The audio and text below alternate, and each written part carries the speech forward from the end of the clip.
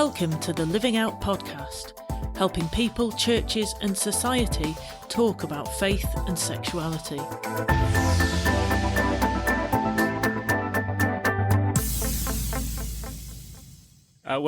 Welcome to the Living Out podcast, which I'm sure is already your favourite podcast. My name is Ed Shaw, and I'm your favourite host, your second favourite host. And Whitton is also with me, and I have got to remember to ask her how she is. And how are you?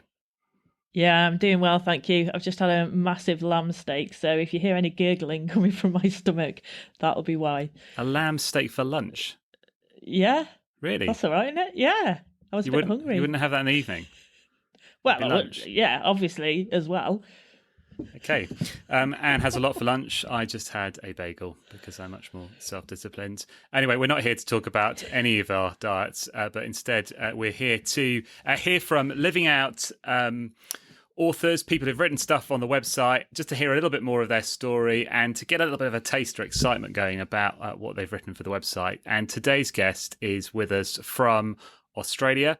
And she is a great ally of us at Living Out and of same-sex attracted people. And we're going to hear a little bit about ministries she's involved in just a second. But first of all, I want to welcome Dani Treweek to the podcast. And I just want to take this opportunity to thank her for introducing me to Bean Crisps. I was in Australia about actually this time last year, and my life was changed by her handing me a packet of. I just got off an aeroplane. We've flown into Sydney. I was just about to preach. I'd been preaching twice already that day in another city, and the thing that saved my life at the moment was a packet of Bean Crisps. They're the most wonderful things. Bean Crisps. Like you can't get them in the UK. They're amazing. Thank goodness. If ministry doesn't work out, I'm going to become a Bean Crisp importer to the UK and make my millions. Wow. Dani, welcome. Thank you for having me. I'm sorry I didn't bring any Bean Crisps for the occasion tonight. Dani, apart from eating Bean Crisps, what do you do with your life? Oh, well, that's an interesting question. I'm kind of in a stage of life where I'm not quite sure what I do with my life. I've just finished a PhD. And so I've entered this vacuum of what am I now doing and where am I going and what does life look like after being immersed in full-time research for 4.5 years.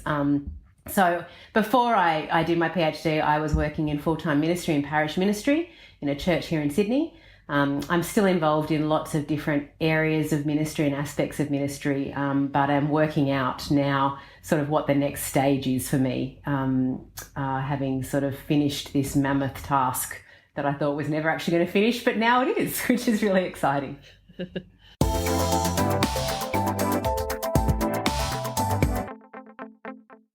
Dani, it's so good to have you on the show. And I know that one of the things that you're involved with is the Singleminded Conference. In fact, I think you were the founding chair. Is that right? Yes, that's right. Yeah. Can you tell us a little bit more about what the Singleminded Conference is and kind of how it started and evolved? Yeah, well, I mean, the research that I just talked about, my PhD research has been looking at a theology of singleness for the contemporary church. And the reason I really got into that was because I thought this was an area that we needed as Christians to be engaging with more and talking about more.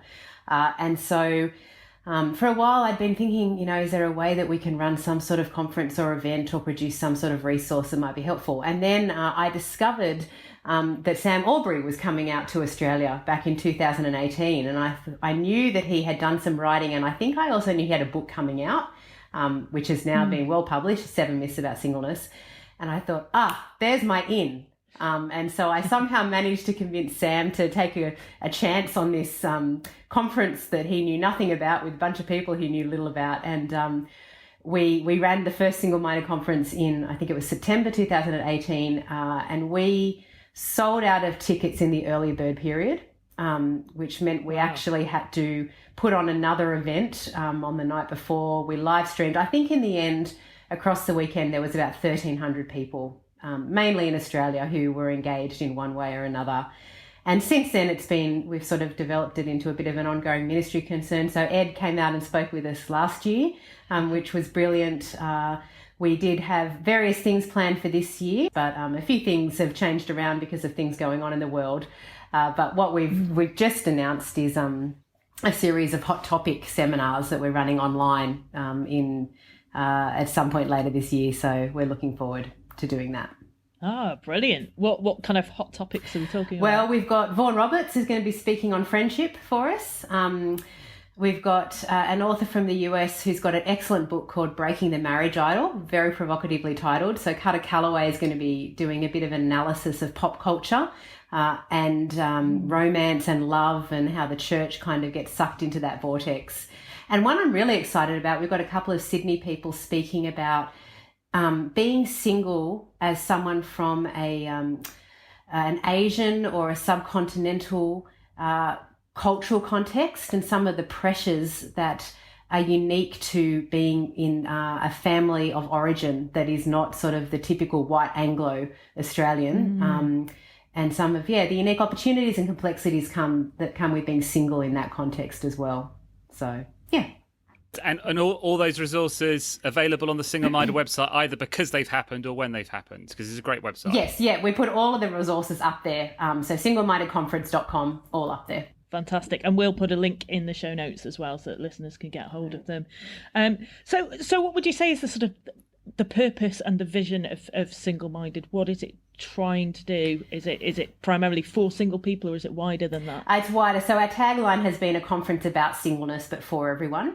Really our vision or mission statement is to foster positive biblical conversations about singleness within the contemporary church, and to do that in a range of different ways. And again, it's not just so that single people are better equipped themselves, but so that the whole church can come together and consider this topic from a biblical perspective.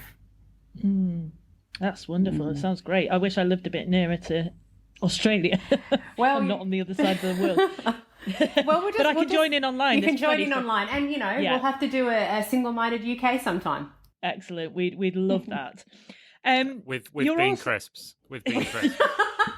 Oh, Ed, give up with your crisps.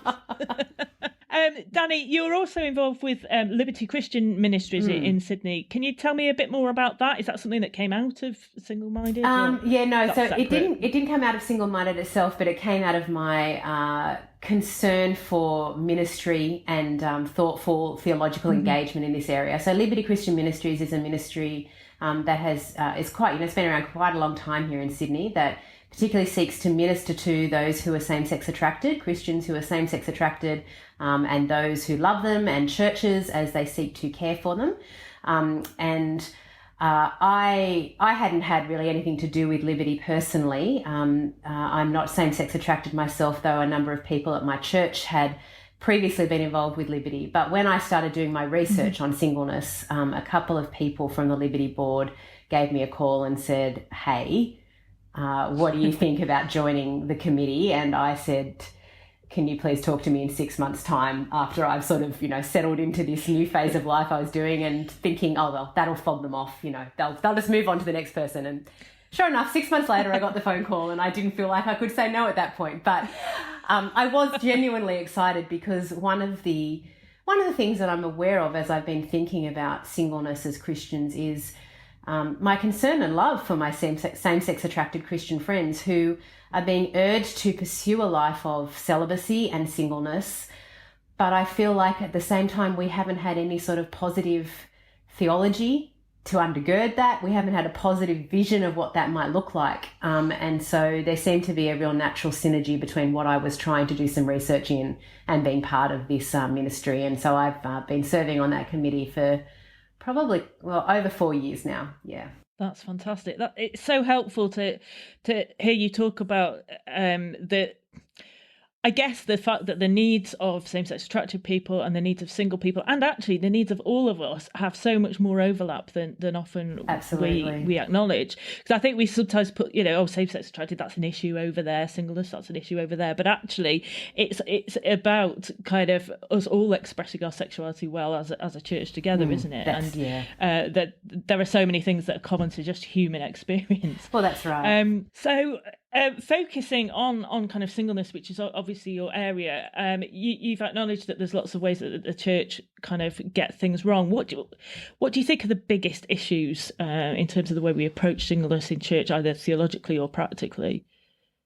Oh gosh, that's a big question. And where to start? Yeah, just sum up your PhD in about 5 minutes. That'd be great. Look, I think the important thing to say is that I don't think there's ever any ill intent. And I don't think there's even any desire to not do well, genuinely in this area, certainly that I've experienced. I just think the lack of really engaging and consistent good teaching. And I don't just mean in terms of, having a sermon on singleness every year, but I mean just the way we do church, the language we use, the sermon illustrations, all of those things just have always seemed to me to be consistently weighted towards the married family life. And it's been my observation that a lot of singles feel very much on the margins of their church communities, and normally very welcome on the margins, but it's difficult for them to have felt like they could be really included and welcomed into the fold as, an equal member, a fully fledged member. And I've been convinced from the very start of wanting to engage on this topic that the answer isn't just to change practices. The answer is actually to wrestle with God's word and understand what we think it actually has to say about singleness, and then to have our church practices, our church norms, our church relationships informed by that. And so where my emphasis has really been through Singleminded Conference, through my work in my own research, has been really trying to think much more expansively than 1 Corinthians 7. As much as there's really good stuff to say there about singleness, I think there's a lot more that we can actually learn from God's word about the value and the dignity of the single Christian life, not just for the sake of the single Christian themselves, but for the sake of us as church communities. Yeah, absolutely. I guess if we're not getting singleness right, then that has a negative impact on the whole of our life together, doesn't it? Yeah. I think sometimes, I've read some things on singleness about kind of advice to singles, but actually the whole church needs to hear what you're saying, which is fantastic.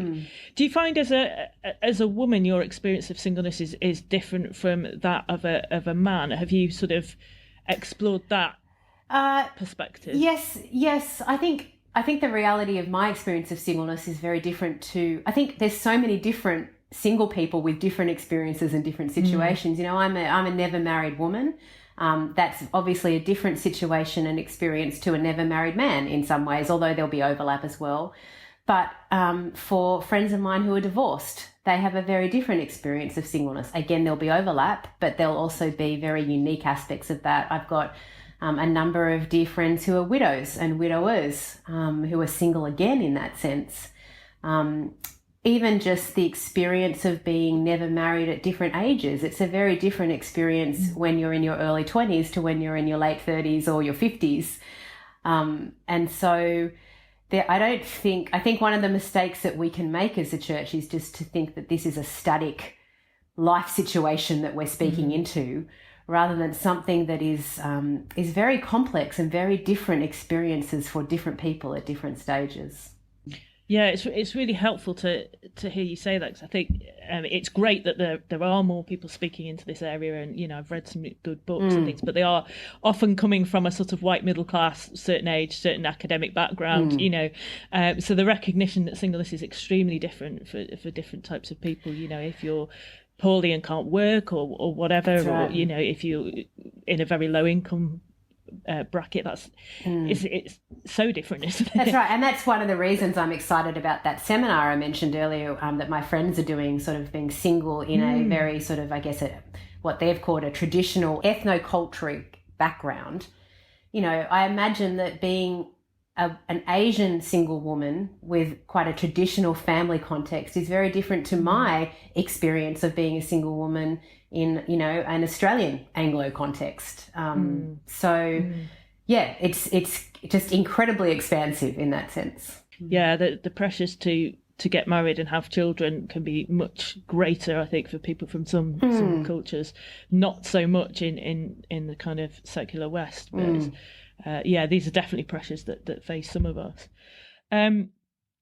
You mentioned you've just finished your PhD on singleness. I bet that feels like quite a relief.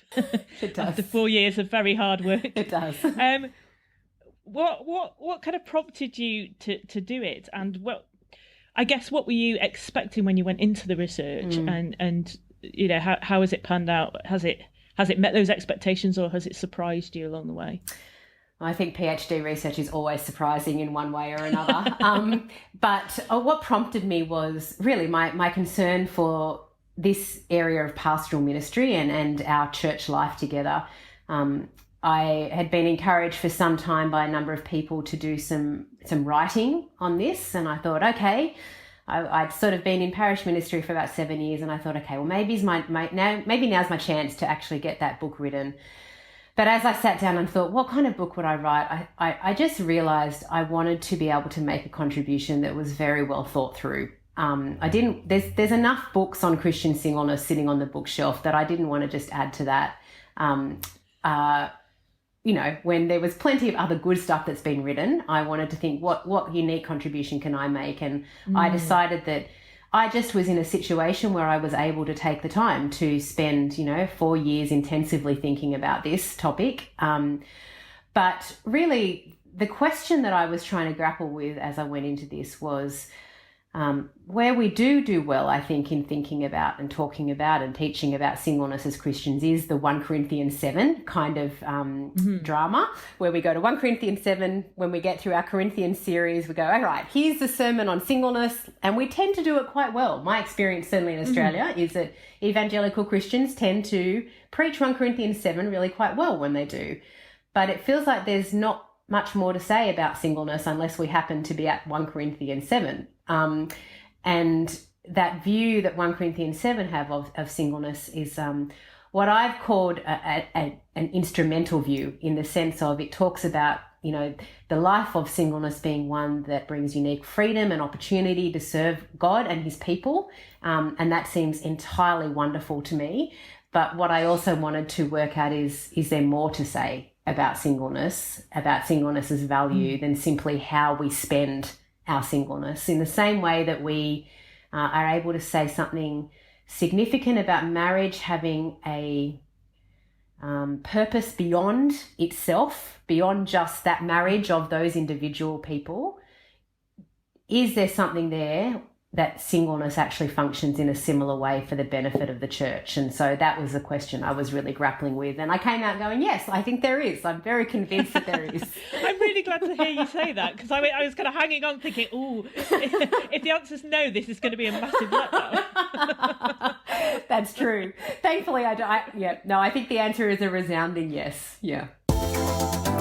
You're listening to the Living Out podcast, helping people, churches and society talk about faith and sexuality. For more stories, resources and events, visit our website at livingout.org. You've written very kindly an article for the website called Old Books and the Single Christian Life.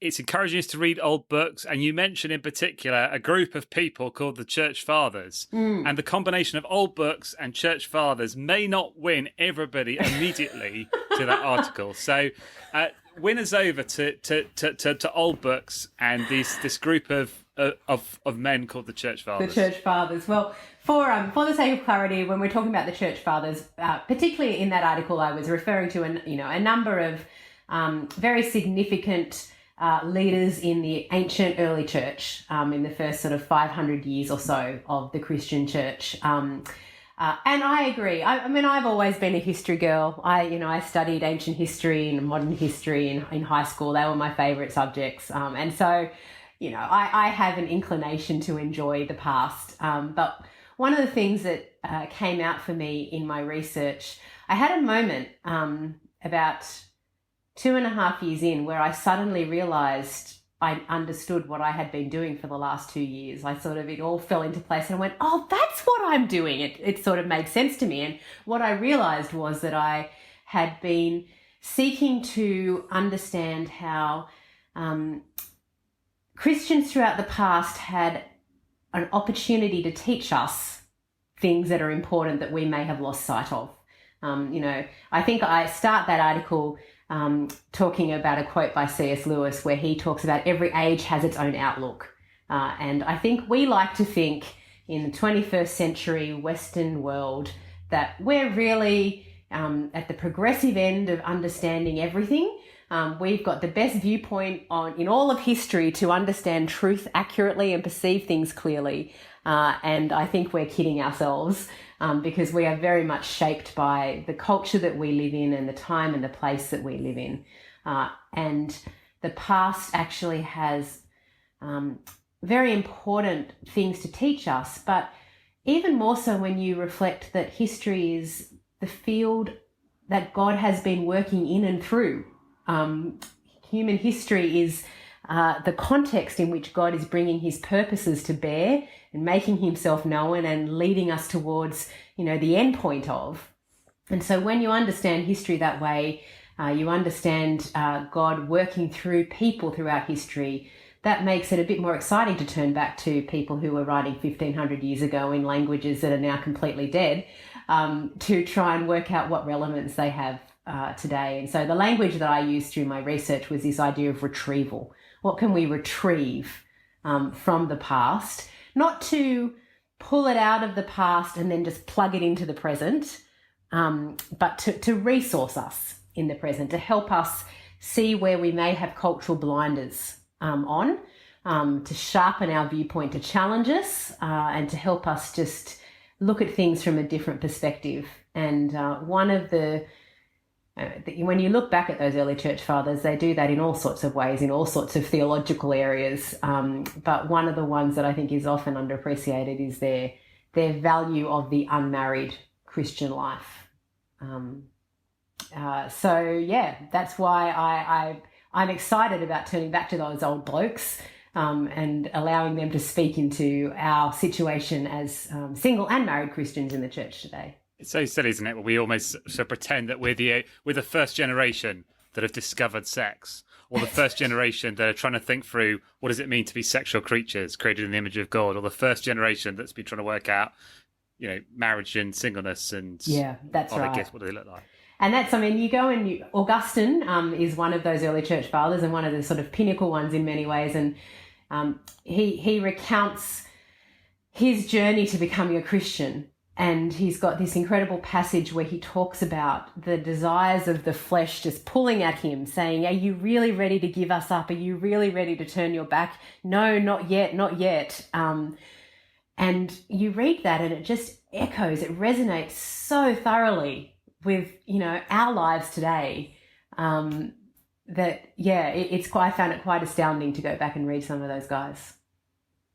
And what's interesting, isn't it? Because we often think that sort of frank talk about sex and sexuality started, in 1963, and we don't realise actually the church fathers were talking quite frankly, weren't they, about sex and what we now call sexuality, hundreds of years ago. Yeah, that's right. And I mean, even singleness is a very modern concept or a very modern term. Singleness, singleness. Really, the word itself only emerged sort of in the 1500s and it's sort of developed since then. But the category in which the church in the past tended to think about what we would talk about the single life is virginity, which has a very sexual context to it. We're talking about the refraining from ever having sex. And that was the lens through which they talked about the unmarried life, was the virginal life. And so I think they had a much more integrated, in a sense, perspective on marriage and sex, singleness and sex than perhaps we do. Yeah, I noticed that coming up soon, you're doing a seminar with a friend of ours, Chris Thompson, on life without sex as single people. So you've done some thinking on that. A couple of the things you're going to be saying about living life without sex as a single person. Yeah, well, I think one of the things that Chris and I have struggled with is there's so much to say, and how do we sort of narrow it down and not be able to say everything? Like, we'd love to be able to say everything. You can't do that in a 1 hour seminar. One of the things that I think I've wrestled with as a single person myself and ministering to single people is how should people who are committed to remaining celibate until or unless they are married, how should they think about what it is to be sexual creatures? And unfortunately, I think the church isn't particularly equipped to answer that well. Where I think we tend to end up is you just need to deny your sexuality. You need to suppress it. You need to push it down. You need to pretend it doesn't exist, rather than to actually recognize that living a celibate life is consistent with being a sexual creature. That being sexual, created sexual, is more than just whether or not you have sex. And so I think wrestling with how do single people actually live out and express their sexuality is something that's really significant. I think the other thing is helping all of us to realize that sex is not ultimate. The world around us is increasingly telling us that it is, that it's intrinsic to who we are in terms of our self-discovery and our self-actualization. And sex is a wonderful gift from God and a very important gift from God, but it's not something that's ultimate. And I think we see that when we look at eternity and see that in eternity, actually, we won't be people who have sex with each other. And so if eternity is when we are going to be most fully perfected and realized as human creatures, if that's when we're actually going to be truly ourselves as we were created to be in God's intentions for us, and those creatures that will be won't be ones having sex with each other, then that seems to indicate that actually sex isn't an ultimate part of the human experience. And as people, as Christians, we live in this creation where sex remains a very, very important and good creative good, but we live in this creation as citizens of the new creation. And so how do we live on that threshold where we value sex but not treat it as ultimate? So there are a couple of things we might talk about, but I suspect there'll be lots of other things that we also go into, yeah.